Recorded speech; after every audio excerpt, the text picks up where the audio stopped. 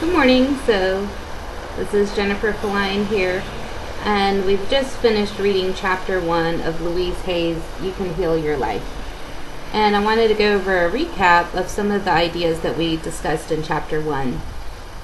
We started out with what I believe.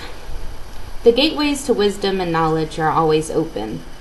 Some of the ideas that we covered in chapter 1 is life is really very simple. What we give out, we get back. What we think about ourselves becomes the truth for us. We discussed how our thoughts and our feelings control where we were at in the present moment.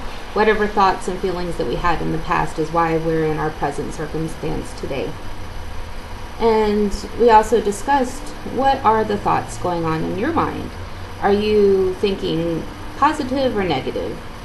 Are you thinking people are out to get me? Or everyone is always helpful?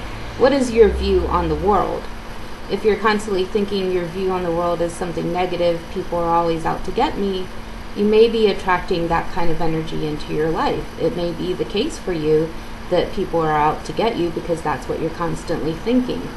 Or are you always thinking everyone is always helpful? Do you find yourself surrounded by people who are supporting you, who are enjoying life or going somewhere?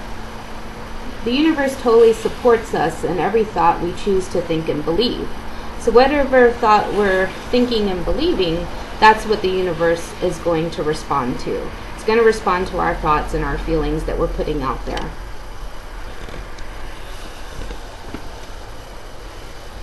We also discussed the idea that we chose our parents. That for whatever reason, we chose the parents that we were born into. We chose the circumstances. We chose the environment, the sex, the race, the country that we were born in, because we needed to learn certain lessons from them.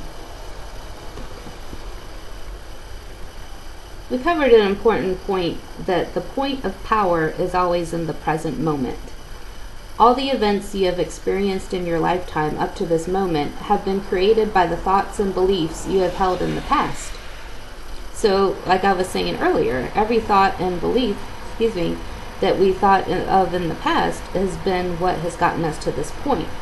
Now, the key ingredient is if we want a different life than we have today, then we have to change our thoughts, change our feelings to align with what life we do want.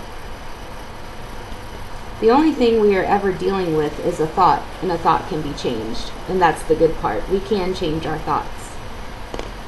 Believe it or not, we do choose our thoughts.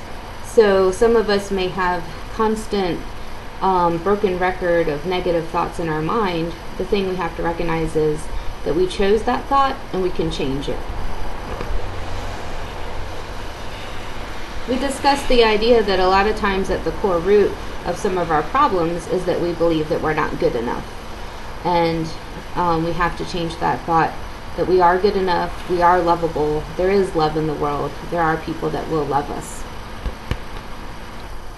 A very important part that we covered in chapter 1 was to release the past, we must be willing to forgive. And this was a hard section for myself, and I'm sure for a lot of people, is to let go of the past and to let go of the resentment, the hurt, the anger, all the feelings associated with the past. And we repeated this affirmation. I forgive you for not being the way I wanted you to be. I forgive you and I set you free. This affirmation sets us free. If you're tired of being in bondage, of feeling depressed and angry and resentful, oftentimes look and see who is it that you need to forgive.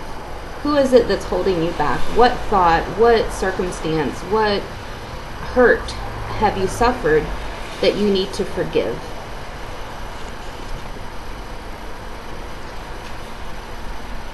And so those were the important thoughts of chapter 1. Continue with me as we begin chapter 2.